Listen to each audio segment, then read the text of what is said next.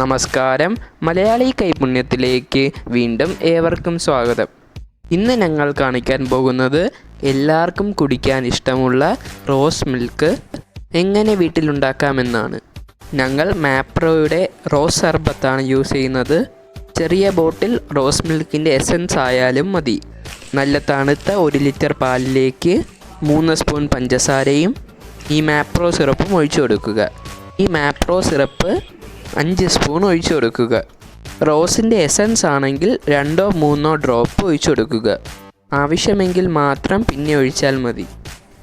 പാലും പഞ്ചസാരയും റോസ് സർബത്തും കൂടി മിക്സിയിൽ നന്നായി അടിച്ചെടുക്കുക.